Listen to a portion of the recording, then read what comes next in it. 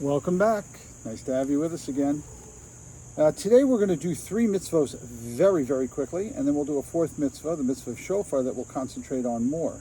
The first 3 that we're going to do very quickly, I'm actually not even going to show them to you inside.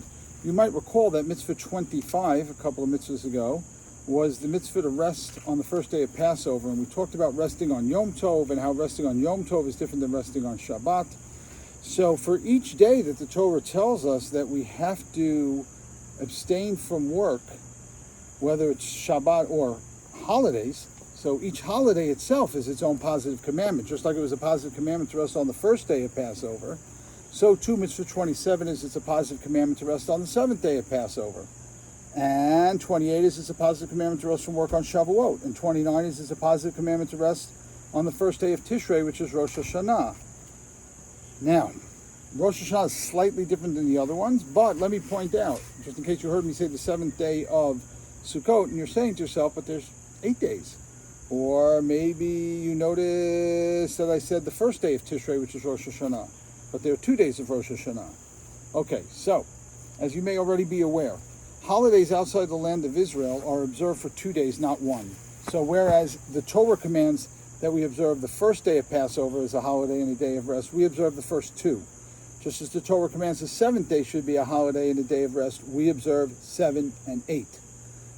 In Israel, they follow what the Torah says. We have an added day for rabbinic reasons that are beyond the scope of today's discussion.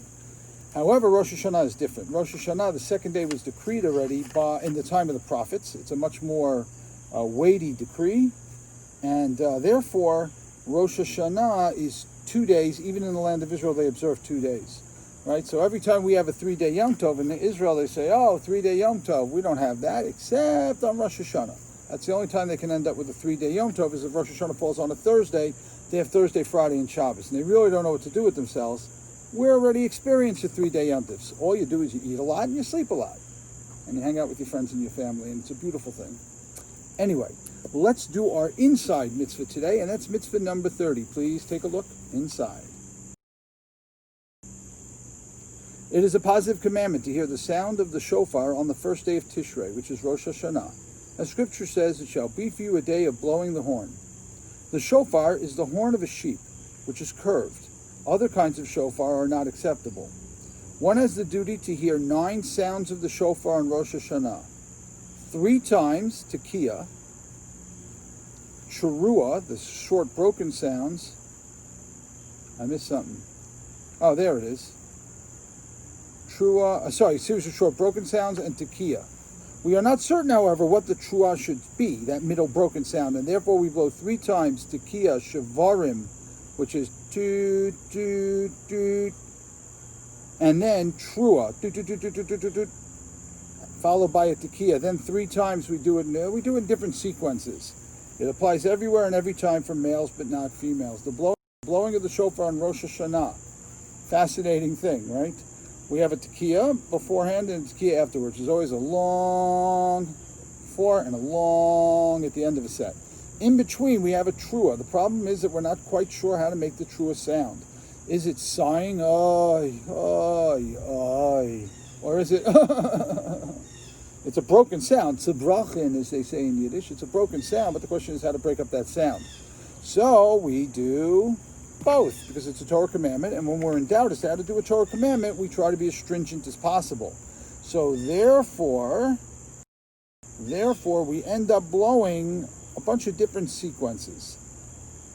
We blow tekiah and then one type of trua in the middle and then another tekiah. Then we blow a tekiah and the other type in the middle and then a tekiah. And then we even blow tekiah and both types of truas in the middle. Covering all the bases. Got to cover all the bases. After all, it's a Torah commandment, and it's a very, very important commandment. So that's why we blow it. In synagogue, we blow, in every year but this one, because it's COVID, we blow 30 different notes before we pray the Musaf service, 30 during the repetition of the Musaf service, and then 40 more notes at the end of service. This year on Rosh Hashanah, we will only be blowing the 30 before and the 30 in the middle.